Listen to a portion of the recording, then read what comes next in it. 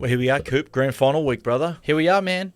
Wow. Got a few things to talk about. Now, today we're going to talk about Madge off the top. Yep. Then we're going to our grand final preview. Sorry, talk about all things grand final. Then finally we're going to finish with our Backstage Awards for the year. Yes. Our position awards, best commentators, best journos. Best coach. Right through. Best coach. You got it. Best player of the year. Like the jersey. Did you iron that over a wok or something like that? Why? What do you mean? Why is that funny? I don't get it. No, I just saw you had a money belt underneath it or something. That's my little pot belly that's been growing for the last 8 months. No, it was good. So what year was that one? What year Mate, this was 2020. This was my second ever game in first grade wearing this jersey. Yeah, right. First started halfback, because I had the 7 on my back, so I stole it and I got all the boys to sign it. So all the signatures are on the back. But yeah, sentimental to me. And we've got the V there for Victoria. This is the only year that they've got the V there because it was COVID year, so it was like part of the Melbourne identity to play for Victoria because everyone was in lockdown down there. But I thought, good luck, Omen. Leading into the grand final, we're going to preview it. This is the last year we won it. Come on, boys. You are the rabbit's foot. Do it for the old boys. Yeah. I love it.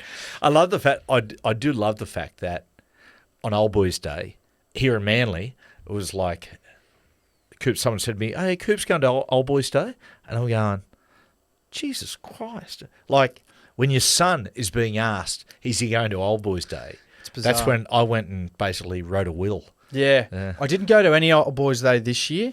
I just thought, you know what? It's very fresh. We'll give it a year.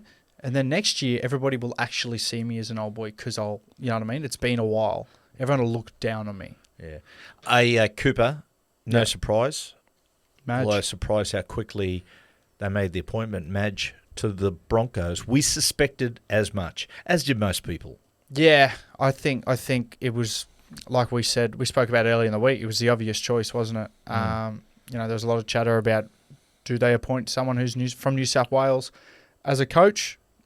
And obviously the board went with the decision that location doesn't really matter in the grand scheme of we just need to get a coach in who fits what we need, which is a good decision because, I mean, if you were basing every coach off just wanting to get someone who understands the culture of the location, then, you know what I mean? Craig Bellamy would have never got selected for Melbourne. They would have had an AFL coach. Well, Cooper, what about this? At the end of 1991, the Broncos still hadn't won a competition.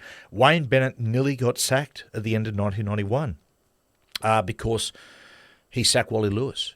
Yeah. Like he sacked God in Queensland. And so they needed somebody as a circuit breaker, to teach the Broncos how to win. Where'd they go? They went to New South Wales and bought Glenn Lazarus. That's what they did. Hey, just win, baby. Hey. That's all we care about. Who cares about borders or geography or topography? Just win. 100. Latitude, longitude, doesn't matter. It doesn't matter. Equator, what? Mate, as I said before, it happened so quickly. There is no doubt in the world that they'd met, whether phone call or whatever, they'd had conversations with Madge. That's not a criticism. In my opinion, it's just fact. And I reckon how it's happened, when the season was going really bad for the Broncos, because remember the board was sort of like, the talk was the board were reluctant to appoint Kev in the first place, right? Whether that's true or myth, who knows. When they were struggling, I think they had to make a decision. They went, righto, we need a backup plan here in case things get really bad. I reckon when things did take a turn for the worse, started going downhill, almost coincided with Madge winning the State of Origin series. Yeah. And I reckon they went, okay, if there's going to be someone at this place, because there was no one out there. There is no one of the standing and experience out there, in my opinion, at this moment, to coach the Brisbane Broncos. So I reckon they've met with Madge. He's going to be the man. One thing led to another. When Kevy was sacked, he was ready to step right in. It is interesting you said that, like there was no one else chopping at the bit, because I remember a few years ago, like there was almost an abundance of assistant coaches who were ready to be first grade coaches who teams outside the top 8 were looking at. Cam Serraldo's one, Jason Riles is another. Now they've both been elevated to head coaching roles. Andrew Webster as well. Now those sort of borderline coaches who, probably put more pressure on other coaches to perform if they were outside that 8 because they had coaches ready to go. I mean, now it's if there's ever a time to be a head coach under pressure, it's probably now, because there's not a heap of coaches that are already chomping at the bit to get a gig. Totally agree with you, Coop. Totally agree. And as far as the New South Wales, like I understand the New South Wales Rugby League be filthy because Madge wanted 2 years. They only wanted one or wanted two. They gave it to him, and now he's stepped away. The bottom line is Madge has never hid from the fact that his goal has always been, he sees himself as a week-to-week coach, a man who was going to go back into clubland. Yeah. And Cooper, here's the thing. If I'm in Madge's position, I take the job. How many times does a job like the Broncos come up for a coach? It's basically once in a career. Yeah. And they are. He gets them going. They are close to the biggest brand in Australian sport. Well, they are. They've got the biggest membership. They've got the biggest following. I think that is, if you were a leprechaun and you picked one team that you would want to coach to be successful, that's the best one. Okay, can I just ask you something? A leprechaun. When you say leprechaun, are you saying like picking a side in Irish Rugby Union or Irish soccer? Or? I just meant like leprechaun as in like you get. Oh no, the leprechauns don't make wishes come. If you were a genie. So leprechauns, what they do at the end of the rainbow, there's a pot of gold. Yeah, it's my They bad. actually don't grant wishes. Yeah. They'll make you rich, but they don't grant you a wish. You're talking about a genie. Well, can you grant me a wish if I ask you about it? Who takes this New South Wales Blues coaching role now? Because that's the other end of the spectrum now. Broncos are sorted. New South Wales Blues coach. I want to ask you, because your name always gets tossed up for this role. Yeah. Whenever it becomes, like when Madge obviously got appointed, your name is getting thrown up a lot. Would you coach the New South Wales Blues now that it is available? Or Going to give you some advice. yeah, Right? No, I'm sorry. I didn't mean it like that. You're a grown man. I'm not giving you advice. I'm going to tell you something. You take it or you leave it. This is what I've learnt in my 50 years here on Earth. 52. 53. Sorry. Thanks for celebrating the last birthday. I forgot you're out on a bender. Coops, there's something that sits inside of all of us that if we don't check it or keep check of it, it can send us down a path that we shouldn't go on. It's called ego. Right? Now, when people come out and say to me, Matthew Johns first New South Wales State of Origin coach, I'll be perfectly honest here. It feels good. It does, because it strokes the ego. Yeah. And in me, there's part of me that goes, yep, I'll take it. I'm going to show them how good I am. I'm going to win 3 or 4 in a row. Right. But do you think that's the demise of every Blues coach? They think that, and that's why they take it? Look, here's my thing. I've picked my path. Right. My career has been in the media, and it's been unbelievable for me. To take the New South Wales State of Origin job, right? To take that job, in my opinion, you need to be an experienced coach who's got a lot of miles under your belt.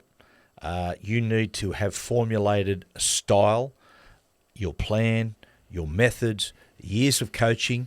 You had to have made mistakes. You had to learn from those mistakes. You have to understand how to handle egos. You have to understand how to handle your assistant coaches, which can be a little bit difficult. Boards. How to get the interchange right. Like if you're an inexperienced coach, you might end up having a hooker playing in the centres. Yeah. Things like that.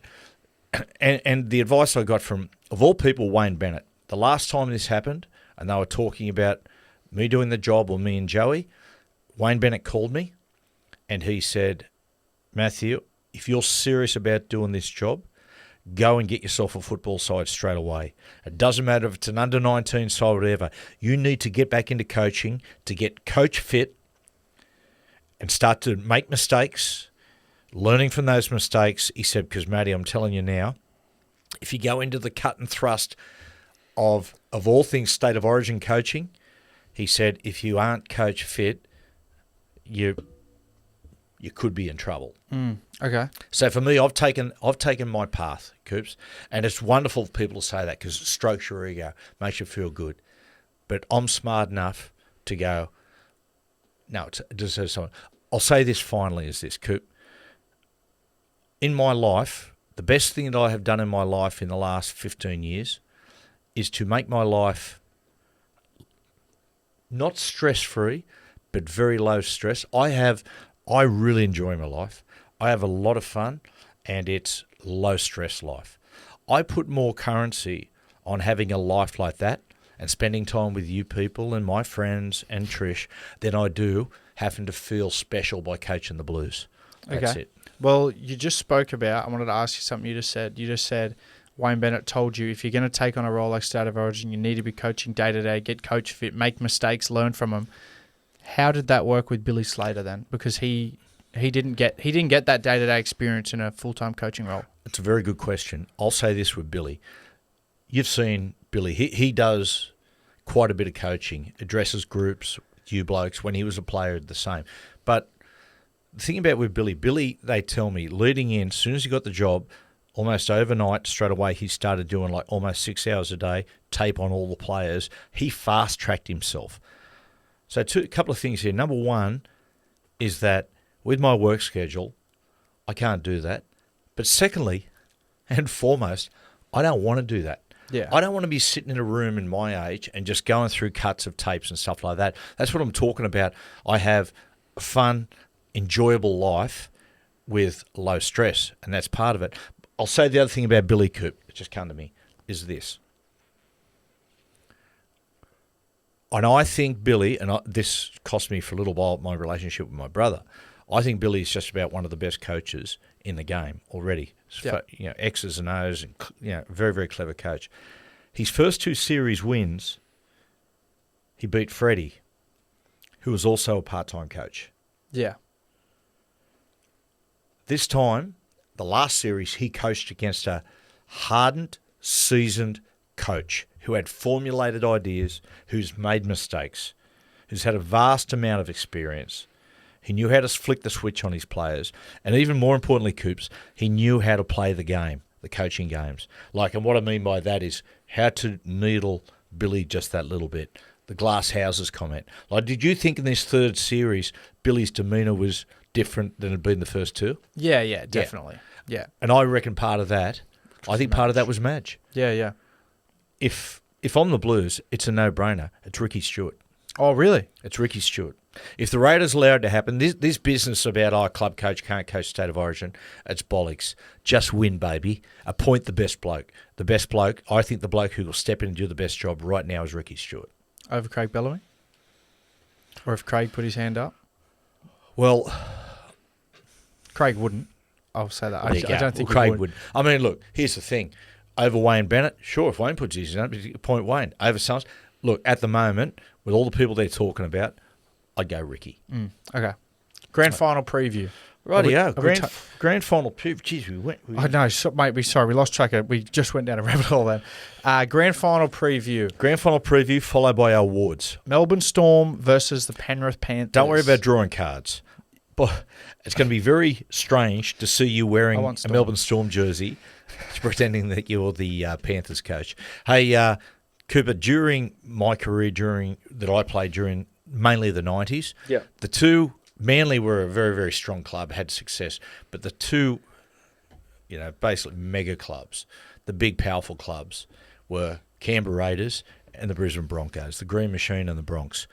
The real tragedy of that, they never played against each other in a grand final. Yeah. There was injuries and suspensions and whatever happened, they couldn't meet, which was a really great shame. But these two teams, here we are. We've got one of those type games. Yeah, they've been the most two dominant. I mean, they've probably just edged the Roosters out now. 5 years ago it was Storm and Roosters in that dominant era, but I think now it's clear cut. Storm and Penrith have been the two most dominant teams of the last decade. It's rare that like you said, it's rare that they match up perfectly. They both win week 1 of finals and they get to meet in the grand final. It is rare that happens. The number 1 and 2 actually get to be there. It's going to be a blockbuster game. It's going to be outstanding. The biggest talking point, no Nelson Asofa-Solomona. Earlier in the week, everybody thought he was going to get downgraded to at least something, but he actually went up from a 4-week suspension to a 5-week suspension, which I think was really wrong. I wanted to ask your opinion on what you thought. I thought 4 weeks was pretty steep, but when he hit Lindsay Collins like he did, I thought he's not going to play in the grand final. I thought he'd get a couple of weeks. I thought he'd get one game, but I think the message they've sent with him challenging it and they give him an extra game, give him 5 weeks for. Well, I thought that decision is why. Why? But if they continue to find him guilty, if he's guilty and doesn't get downgraded, he was offered to take the early plea, and of course he wasn't going to take the early plea, but that was stated in front of him. If he was not going to be, if he was going to continue to be found guilty, he was going to get an extra week. That's part of the system. Well, that is not a surprise. What I didn't like was they used the example, it's public knowledge now, they used an example of a high shot that Valentine Holmes shouldered Payne Haas in the head in State of Origin. I can't remember if it was 1 or 2 or 3, but it was quite a bad one, and he only got a grade 1 for it, Valentine Holmes. Yep. And Valentine Holmes is a smaller dude than Nelson. Payne Haas is bigger than Valentine Holmes. I don't think that should come into it in the fact where Lindsay and Nelson were two big guys, but their argument in the judiciary was, well, in our opinion, that Valentine Holmes one shouldn't have been a grade 1. It should have been upgraded. Yeah. And you go, well, that's okay, but if you give it a grade 1 at the time, that's the standard. Like, that's where you get the consistency from in the judiciary. No. If they've given him a grade 1 there, then they made the... If they said, no, that was a mistake, then they made a mistake. That's what it is. It isn't the standard. A mistake... You don't acknowledge a mistake and then say, oh, that's the standard. Well, I'm more talking from a court of law. So if you go into a court of law and you start... Precedence. You set a precedence for something, and I do a crime and I draw on a case where I'm facing 10 years and this fella did the exact same thing 2 years earlier or earlier in that year and got 5 years. And I say, well, this is that. And they said, oh, well, actually, he should have got 10 years for that, but he didn't. You can't say that and then try to just so you can give someone a higher charge. That's the precedence. Yeah. Okay. I disagree. I totally disagree. Well, apples and oranges. We don't have to agree. I'm just telling you. That's the great thing about living in a democracy, isn't it? I think about that every day. We interviewed Nathan at the very start of this year. Yes, we did. And he was talking about the making of this Penrith squad, and their success was the pain of losing the 2020 Grand Final. Tell me about what did you learn from the first one, the one that you lost? Yeah, that's probably been one of the biggest learning curves I've had in my career so far, and I'm actually grateful for it now. At the time, it was the worst thing ever. Like, I just was hating myself, but I think the way it shaped my career from that moment, particularly in big moments like under pressure, bouncing back from mistakes, like, it's really helped me. I had to sort of address that game after it happened, watched it back as hard as it was, but just sort of find where it went wrong and how I could be better for the future. And it was just like, thinking back at it, it's kind of a blur. Like, it was just it just felt like a dark night. It was wet. Like, we were just getting bullied. I think us as a group actually learned a lot. Okay, so here we go. Add some spice to this game. These two clubs have come full circle. So the Panthers will arrive. I've got no doubt through the week they'll be saying, hey, listen, we're not boys anymore, and we're going to show them that. We've been waiting for this game. Yeah, I think definitely, like, obviously the fairy tale is, Melbourne are underdogs, Penrith are coming in trying to go 4 in a row. But I think in terms of Penrith's mentality, they have a lot to play for. Like, the wounds from that 2020 Grand Final, although only 3 years ago and they've won 3 premierships since, it's still very fresh in their brains. Like, hearing Nathan speak about that only earlier this year, you can tell that the pain of that Grand Final still lives in him. There is so much Cameron Smith about the way Nathan presents himself and what sits inside him and how he disguises it. He's such a nice bloke, so respectful, but like Cameron, inside that quiet demeanour is a killer.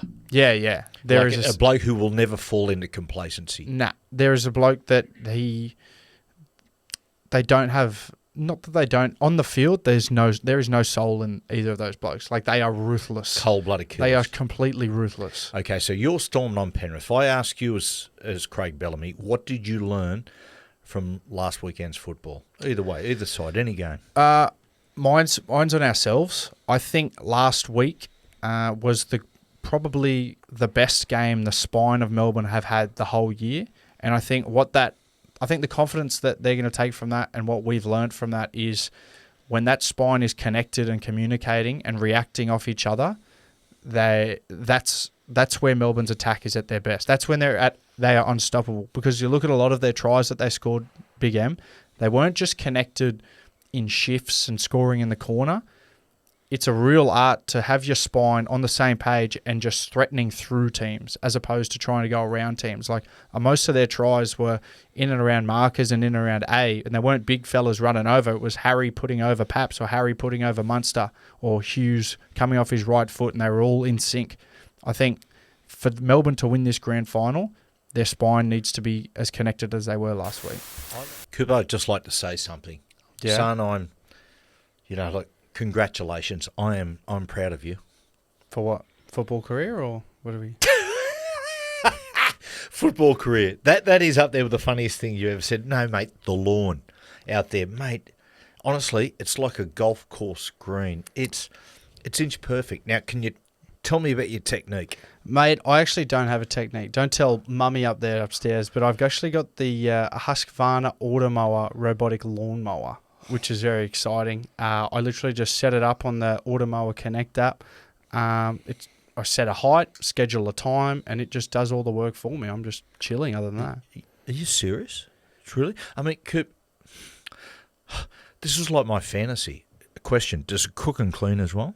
Yeah, it doesn't cook and clean, but it does what it does to it. It gives me a lot more time to go to the beach, do gym, which I like to do. Mate, you're like Rodney Dangerfield. Yeah. I love the gym. It's very good for you. Yeah. I learned from Penrith. If I'm Ivan, I look and I say to my boys, "Hey, we're playing against a very mentally tough football side." Secondly, I'm going to say this: you have to, when you play Melbourne, you can't let them breathe. You got to start fast, and you got to keep the pressure on them. Because what we saw with the Roosters last week, the Roosters started fast, and yes, they were down to 12 men, but the Roosters 8-0 up, and they started fast. And all of a sudden, the moment that the Roosters just took the foot off them, Melbourne just went. They bled points. Once you take the pressure off Melbourne and give them almost equal share, equal dominance in the ruck, you are going to bleed points. And another example of how mentally tough, Coop, they are. 24. What was it? 24-8 at halftime. Yep. Yeah, 24-8 at halftime. They came out after half-time, and Roosters have a really good 10, 15-minute period. They go back. The score gets back to 24-18. Now, I reckon, Coops, outside of Penrith and Melbourne, I reckon most sides would start to tighten there. Yeah. Start to play nervous. Mate, they're coming at us from... We can hear the footsteps coming. They're coming at us really hard. Melbourne, they just met that challenge with aggression and just lifted the tempo and scored 24 unanswered points. That is mental toughness. Yeah, and they do it a lot down there. I know Penrith do it. The best sides, they actually practice for those scenarios, when they come and they absorb coming from when they know they're 6 points up. They say, right, we're going to do a 10-minute arm wrestle here. You guys are 6 points. There's 10 minutes to go. You guys are 6 points up, and they practice for scenarios where don't go into your shell. Practice absorbing pressure and then being able to actually have the mentality and the discipline to know, let's keep the foot on the throat. Because it is an art. Like in the middle of a game when you're under fatigue, human instinct is we need to defend our lead, particularly in professional sport. We need to defend what we've got. Like let's just try to get over the finish line without making errors and stuff. But if you can train yourself and your whole team's mentality to, when you're up by 6 points and the pressure's on, you're absorbing a lot of pressure, to be able to match that pressure, like you said, with aggression and go straight back at a team and flip the momentum. It's a powerful thing, especially in big games. I formulated that idea watching Stephen Crichton play in that first semi-final against Manly, in the fact that, like, I could see the Bulldogs when they started that game, they were a little bit nervous, and Crichton really showed them the way. Like, adrenaline, Coop. Adrenaline suppresses pain, and it suppresses appetite. I say to people, if you want to lose weight, train. Keep training, because when adrenaline goes up, you don't feel like eating it. It literally suppresses it. Aggression suppresses nervousness. Yeah. That's like I took that for Crichton. And the way Melbourne play, you can see that. When most teams will get nervous, they'll raise the tempo and up the aggression. And it just suppresses the other emotion. Coops, okay, what concerns you about Penrith? I think there's a lot of individuals I could name, but we're going to get to the sort of key players. But the biggest concern with Penrith is their ability to do the simplest the simplest foundations of the game: kick chase, kick return, and ruck speed. Like that, those three kind of cycles: catching a kick, returning it, finishing your set, finishing it in their corner.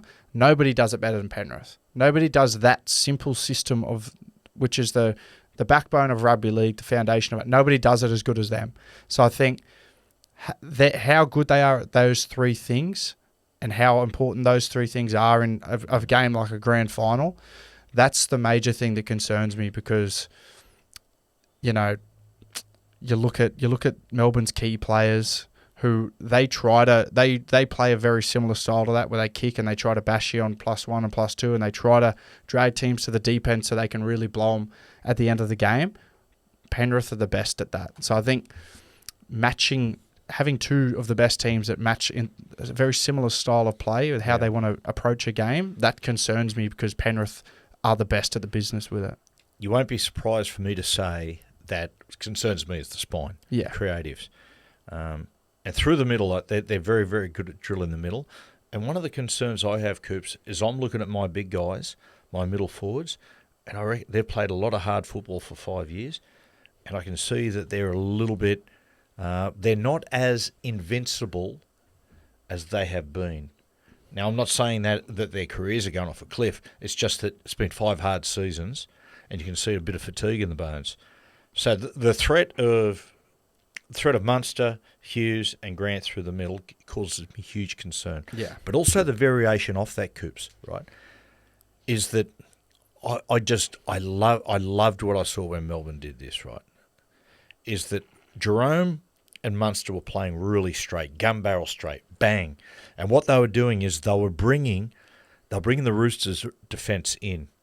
And then, but all of a sudden they just tipped the ball to Paps on a 45-metre sprint. And he would, basically they close in, they give him the ball at 45 degrees, and he'd just go at 1,000,000 miles an hour, and it just completely disrupted the Roosters' defence in and around Angus Crichton and Luke Keary. The first time they did it, Luke slid before the ball went past him, one of the cardinal sins of defence. Paps went through and scored. The second time they did it, Luke was like, geez, I'm not going to let that happen again, and actually chased him too hard. Yeah. And then inside ball and they score. That's what causes that causes me concern. All the threat of those blokes, but also those little variations you've got to deal with. Well, like you said, when you have someone that's that quick out the back of shape, a normal edge defence would go, righto, centres, if they go deep, go and jam them.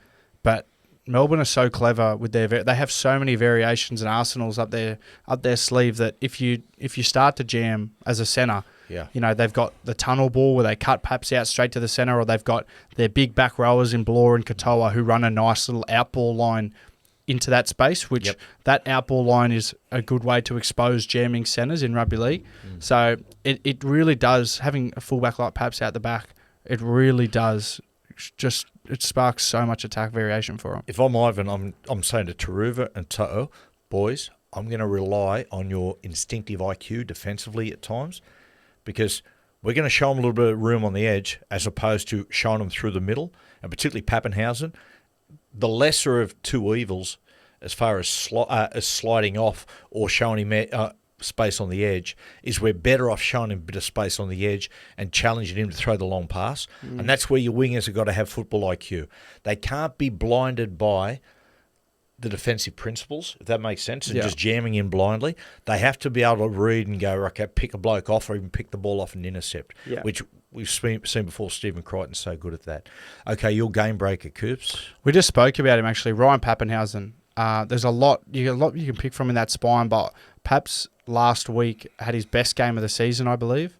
I think last time he played Penrith in a grand final, he was Clive Churchill medalist.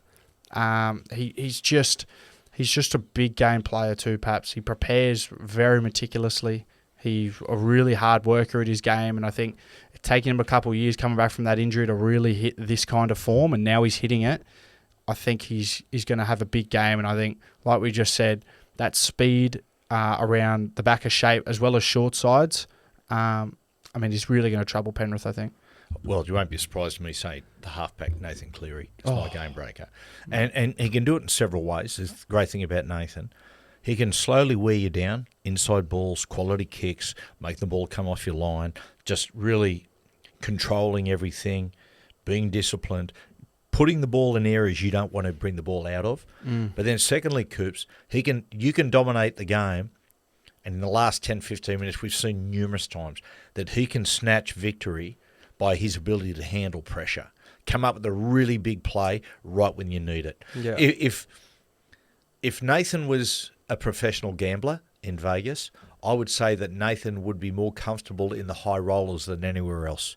That's what I'd say. Yeah. He's like a high roller. He's like a high roller. He is comfortable under the most immense pressure. Yeah, he is. He's okay. Why is going to win? Why is Melbourne going to win? I think Melbourne are going to win because I just think how they're going to target. I spoke about it last week of how Sharks played against them, how Sharks played against Penrith. I think that first 20 minutes the Sharks had, it's a great blueprint on other teams and how to play Penrith because you can fall into the trap sometimes. They tighten right up and they try to bash. They try to bash teams to make you go sideways, to try to make you shift the ball and make meters, but then they use that sideline as a weapon. They try to drag you over the sideline and they bash you with their line speed. So I think we take Penrith on by just really targeting their middle for a few plays, and then if we're going to take them on, it's down short sides. That's where typically defenses are passive. If they're down a number, they won't be aggressive and come out. They'll back off and use the meterage and the field that they have behind them to use the sideline. So I think there's a lot of opportunity for Melbourne taking on those short sides. But I think that it's in the middle. It's in the middle for Melbourne. You got to match their middle, and you got to try to get down and get up as quick as possible, and try to just get as much ruck speed as you can, and really tire out their middle forwards. Well, Nelson suits Penrith's cause. Him not being there suits the cause. However, I'll concede this: the Penrith middles. Well, I would say Melbourne in general look fresher than Penrith do. Yeah. So, number one, Penrith's outside backs have got to dominate yardage. 80% of the yardage they have to dominate. They've got to leave petrol in the tank for the big blokes in the middle so that when the Melbourne creatives are starting to come at them through it, they've got to have the gas to be able to defend it. Penrith need to start fast. Don't come out of the sheds and just fall straight into an arm wrestle. Melbourne derive confidence from the arm wrestle, and they'll look at I think Penrith and see a bit of vulnerability as far as energy is concerned at this point of the year. You start fast in grand finals. You start fast. Don't start conservative. Start fast. Give yourself an opportunity to get 12 points clear early on. Yeah. Right? So start really fast. If then you have to go back to an arm wrestle, if Melbourne all of a sudden hold, sustain and absorb that, you go back into the arm wrestle and you work away and you stick with it. And again, I come back to the fact it's got to be the backs that dominate the yardage. Our forwards, Penrith's forwards, need to have energy to defend. That's what they have to. Backs work away, forwards defend. Okay, where are the points going to come from? We need to dominate the yardage and arm wrestle so that we're in a position at the end of every set for one of Nathan's attacking kicks. If Nathan regularly gets into the position for attacking kicks, then points will come. Points are going to come. The other thing on top of that is that I think there's vulnerability on the edges with Melbourne. Melbourne sometimes get hamstrung or necktied to the principle of defence. They have got the propensity, if you put certain formations up, they will rush in, outside in blindly. Let's come back. Let's go to the press conference last week. Ivan was it was unusual what he spoke about. The Talakai interference try. Yeah, on Ghana. Yeah. Ivan, it's the wrong decision. And I've got to say, I'm having a lot of anxiety about this. I'm going to have a lot of anxiety all week about the fact that this might happen again, and it was just the wrong decision. You don't hear Ivan talking about that. Now, I'll tell you why he spoke about that, Coop. Because there is vulnerability around Nick Meaney and Will Wardbrick as a combination. Like Meaney has played a lot of wing, he's played a lot of fullback. He's not seasoned and so experienced in the centres, and he and Will get disconnected sometimes, and they do fly in blindly. So I reckon that Ivan is going to run the exact same shapes at the exact same edge. And coming out and talking about that publicly is just clearing the air and putting the officials on notice. Insurance. You got it wrong before, don't get it wrong again. It's funny you talk about the edges as well, because I got a good theory that I think this is as vulnerable as the Penrith edges have been as well. I think this is the first year in about 4 years where Ivan's been very chopping and changing with Taruva and a couple of the centres. McLean's been Alamotti's first really... So I think they've got a lot of inexperience out there, which they haven't ever had before. So I'd love to see Melbourne really challenge their edges. And I think a big target for Melbourne as well, the wingers Xavier Coates and Will Warbrick. They've got an extra. Yeah. They've got an extra head on Toto and Taruva, particularly Warbrick on Taruva. They're both really good kick targets. So I reckon you'll see Jerome Hughes and Munster putting a lot of attacking kicks up for them. Righto, Coops, unbiasedly. Yep. Who wins by how much and who gets Clive Churchill? Storm. I've got Storm by 8, and Ryan Pappenhausen, Clive Churchill medalist. God, that'd be his second one. He won it in 2020. 2020. I'm going Penrith. I mean, it really is. It's so tight. I mean, they're $1.92 at the start of the week, and a bit of money's gone for Melbourne. Think about what you're gambling with. But I've said from halfway through the year, I thought Penrith were going to go 4 in a row, so I'm not going to give it up now. I'm going to go Penrith, and I think this game has got the propensity to be one of the greatest grand finals. I want to say Penrith in Golden Point. And I'm going to go Dylan Edwards for Clive Churchill medal. If you back Dylan Edwards for man of the match in all big games, you're never going to go broke. Righto, Coops, let's do our awards. Our Backstage Awards for season 2024. Yes. Let's go through the positional awards. Okay. Your fullback. I had James Tedesco. Congratulations, Teddy. Come up and get your award. There it is. Yeah, I had him as my fullback. I think he's had a great year. I think he copped a bit of flack not getting picked for Origin, but I think he bounced back and played a lot. Very good for his club. I've gone Dylan Edwards. Easy to go Tedesco or Kalen. Deserving. Yeah. But Dylan Edwards, given the fact the floor to the ceiling, there's basically almost no difference. At worst, he's 7.5 out of 10. At best, he's 9.5 out of 10. Yeah. Dylan Edwards, your winger. Brian Toto. He's just a gun. He keeps getting better every year. I think this has nearly been his best year again. Like he hasn't been as flashy as some years he's had, but he's just so consistent, Brian. He's so good. I've gone Will Warbrick. Oh yeah, bricked up. Yeah, his improvement the last 18 months has been pretty astounding, particularly this year. He's been tremendous. He's a freaky man. He's a freaky man. Centre? Stephen Crichton. I had Stephen Crichton. I think for me it was between him and Herbie Farnsworth. I think they're both the apex of centres in the comp, but Critter's been outstanding. I'll say Stephen Crichton, a little bit of a gap, and then the pack after that. Yeah. Okay, the 6. I had Jerome Luai, actually. I spoke about it last week. I think it's been Romy's best year of his career, mainly because he's had to do it without Nathan majority of the year. I think outstanding in state of origin, what he'd brought to that team, and I think he's really showed himself as a leader and as a half. He's actually showed he can do a halfback's role as well, not just a running 5'8". So We're starting to synchronise here. I've gone Jerome as well. Yeah. He's in the best form of his career. I think it's his best season of his career. Very, very similar to Stephen Crichton. Had a great Origin series, and since then his football has elevated. Yeah. He's got a lot more self-belief. I'm excited for what he's going to do at the Tigers next year. Okay, the 7. I think everybody's got the same 7 this year. Hughes. Jerome Hughes. Of course. He's been, for someone who's been at the top of, who's been in the top 2 halfbacks, top 3 halfbacks for the last 3 or 4 years, he's taken his game to the next level, Hughesy, this year, and he's just been so consistent and put that team on his back at times when Munster or Harry or Paps hasn't been on the team. 13. I had Isaiah Yeo. I had Yoey. I think it was, we used to have, you might have a different opinion on this, but there used to be a couple years ago, there was like locks chomping at the bit for lock of the year. I think this has probably been the least competitive year for lock of the year. I think a lot of the big named locks didn't have their best year. Yeah, the side certainly didn't. Like Carrigan, Ruben Cotter. Ruben was good, but I know what you mean. Like Cowboys never really. Victor was in and out with injuries. Yeah, that's why I had Yoey. Like Carrigan, he had a tough year with the Bronx. Yeah, I've gone Isaiah. Yeah. I'm a huge fan of Isaiah. The work he does in the midfield, his decision making.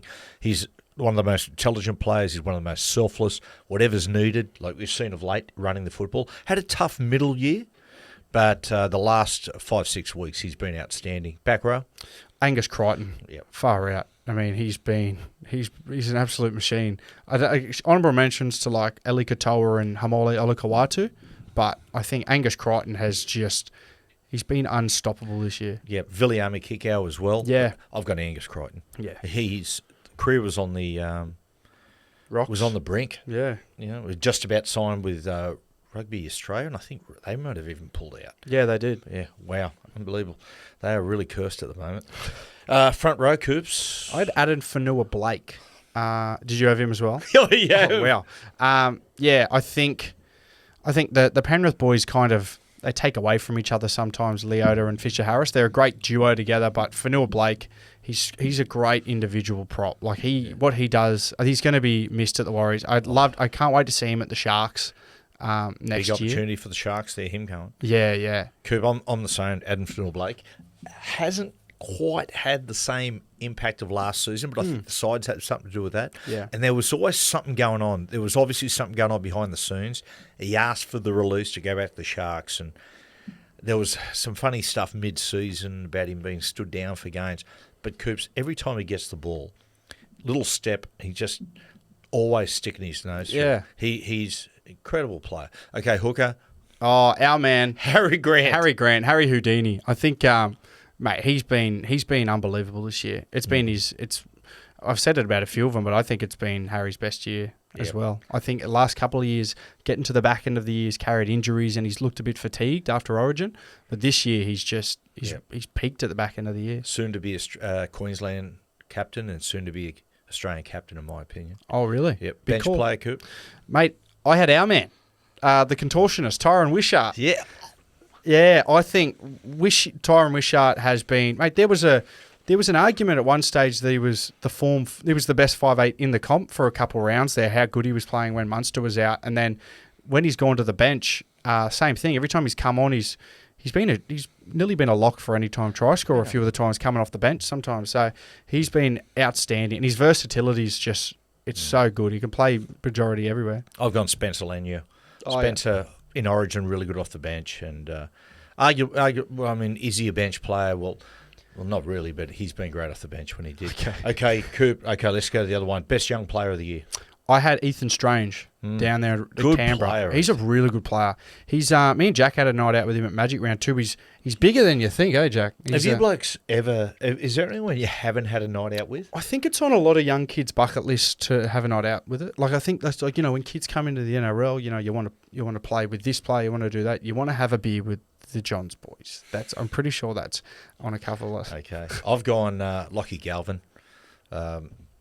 Really like what he did. He's on the up and up. He's a very, very good hair. Very good player. And Coop, the player I'd liken him to is Wade Graham. I think he'll turn into that type of player. And shout out to Lehigh Hopewadi. I reckon if Lehigh had played more games in first grade, been in earlier, he's pure class. Yeah, he got unlucky going to the bench a couple of times too. So Lehigh's had a great year. Okay, best leader, Coop. I had Daly Cherry Evans actually. Yeah, he held the fort there for Manly for a majority of the year. Turbo got injured, a couple of people got injured, and he just turned, like at the supple age of 35, Daly Cherry Evans, he'd just turn up. Like he'd just turn up and play. He'd back up from Origin every time, and he'd just play outstanding. His kicking game is amazing. I've gone Stephen Crichton. Yeah. It's the obvious. Stephen Crichton first, second, and third for me. Most intimidating player, Coops. Oh, God. I had Adam Fanua Blake. If I saw Adam Fanua Blake coming on the other side of the street, I would shit myself. Yeah, he's a scary looking dude. Let's face it, mate. You've played against him a few times and cheat yourself anyway. I've gone Moses Leota. He's a tough piece of granite, that guy. Yeah, he is. Best personality player. Mate, I had Scotty Drinkwater. Love Drinky. Love Drinky. What a great bloke I'll tell he you is. what, though. Yeah, he was on the couch on Sunday night. He's got a bowel problem, mate. Was he fighting? Oh, mate. He has the worst. He used to have he got the stinkiest arse award at Storm. 2 years running. I got caught coming out of that break saying, brother, you got to have more fibre in your diet. Oh, It was just, what's going on? and he just laughs when he does it in your face. Like, he's not the kind of guy that'll apologise. He'll just laugh at you knowing how bad it smells. He had dropkick mates in the crowd, and when he was cutting them, and I was looking at them, and they were like nodding away. So you're right. He's got a reputation. The grubs. I've gone Toby Rudolph. Oh, yeah. Love the bloke. Really good. Just great character. Best journalist, Coop. Best journalist of the year. Mate, there's a few, but Yeah, I mean, right. how can we go past the best man? What a start he's had on the podcast, Mr. Yeah Right, Buzz Rothfield. Yeah, I've gone Buzz as well. He makes 360. And honourable mention to Bulldog Richie. His misguided ideas are just a pleasure to watch every week. Best commentator, Coops, as far as ball-by-ball commentator, firstly. Yes. Okay. Who are the ones out there? Just for the listeners. Okay, I've gone Dan Ganane. I reckon Dan is the best commentator in rugby league at the moment now. Yeah. That's goodbye, isn't it? Yeah. That's his go-to. There he goes. Goodbye. Yeah, I'm with you, Dan Ganane. I think to be a good commentator, you need to have something that's iconic too. Apart, like Ray Warren had his voice, but there's the other ones kind of don't really have anything that is iconic to their calls. Yeah. A lot of times, Coops, as commentators get older, they get more timbre in their voice and they sound better. Go and have a listen to Rabs in the 80s, listen to Vossi in the 90s, and listen to how different they sound now. Oh, really? Yeah, and Dan in the last 12 months sort of entered that phase. Yeah, okay. Best expert commentator. Mate, I had you. I had Matty Johns. I did commentate one game. Yeah, it still counts, mate. One, and what a fabulous game it was. I didn't watch it, but I heard it was really good. No, I had you. I think there's a few expert commentators out there that can really dribble, but you did it very well when you did it. I've gone a couple. I've gone Joey Johns. I don't watch a lot of like free to wear. I very rarely. I'll turn over just to make sure that Andrew's turned up to work. And when Andrew applies himself, he's fantastic. And the other one too, I think Brandy. Brandy's a great commentator. Yeah, as well. Cooper, best coach of the year. I had Craig Bellamy. A lot of good coaches this year, but I think what Bellyache has done, given the last couple years of, even though they've made semis and stuff, the last couple years they've underperformed and they've really lacked something in that side. And Bellyache, managed to find it with a couple good recruits, but he really has transformed that side's attack and defence. Like they're a completely different side than what they were last year. My call's a little bit tough on Bellyache and Ivan because look what they've done. But Cam Serraldo, yeah, I think Cam, how he improved that football side. He started the season under pressure too, and he did not have a superstar roster. He has found what I've admired about the Bulldogs and Cameron is they have found their own unique style of football. Yeah, I love that. Cooper, finally, your best player. Jerome Hughes. Jerome Hughes. Thanks, Coops. Mate, enjoy the game, brother. People out there really enjoy the game. It's been a cracking season. In my opinion, it's been close to the best season in rugby league in my lifetime, and hopefully it finishes with an exclamation mark. We have a great product on our hands. Let's keep building it. Matthew, are you going to the grand final by any chance? I know, mate. The couch will miss me.